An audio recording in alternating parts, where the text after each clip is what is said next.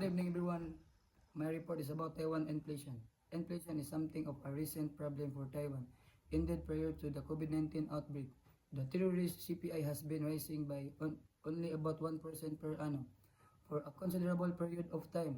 Although its CPI actually recorded negative growth in the early days of the pandemic, back in 2020, this proved to be a short-lived phenomenon as price rose in many of the world's leading economics. Taiwan, expert economy, suffered the consequence of inflation.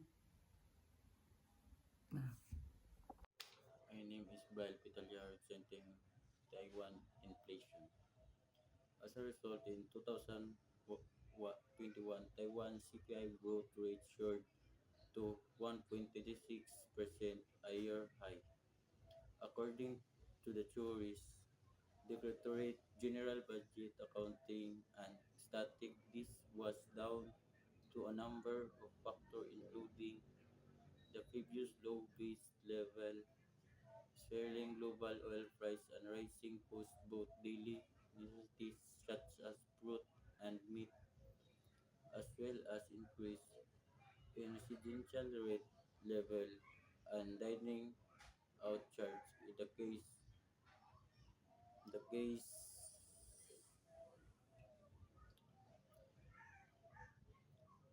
case of the latter, the price of eating out rose 2.39% year on year, a 7-year high. Eventually, Taiwanese consumers have to tighten their belts in light of generally rising price, particularly with regards to the cost of snack, vegetable, fruit, and meat. In more specific terms, the rising cost of food ingredients has seen the price of hot pot meal and Chinese-style breakfast heighten considerably, with both categories recording year-on-year increase of more than 4% as of December 2021. At the same time, the price at most restaurant chains, community snack shops, and breakfast stores soared by more than 10%. Good afternoon, everyone. We report about Taiwan inflation. The reason for the price hike across Taiwan's food and catering sectors can be directly attributed to the rising cost of soybean, wheat, and corn on an international basis, notably at the Chicago Board of Trade (CBOT) in 2021. The prices of corn and wheat futures rose 25% and 27% respectively, while the price of soybean futures also hit a 7-year high.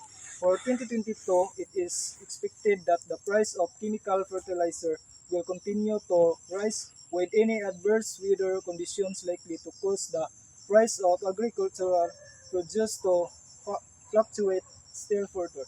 Observing trends elsewhere in the world, however, the directorate concluded that in the fullness of time, the inflation rate would eventually begin to fall. As such, it maintained the inflation might have already peaked as of the quarter of 2021. Accordingly, it is now expected that while year-on-year CPI growth in the first quarter of 2022 will remain in excess of 2%, it will then begin to gradually decline. As a result, the directorate is predicting that overall CPI growth for the current year will be no more than 1.61%. Such confidence, however, is not necessarily shared by consumers across the territory. A recent survey by Cathay Financial Holdings, a Taipei headquartered financial service company, showed that 90% of respondents were concerned that consumer price would continue to climb over the next 6 months. Furthermore, 59% of participants expected Taiwan's inflation level to remain above 2% for 2022 as a whole.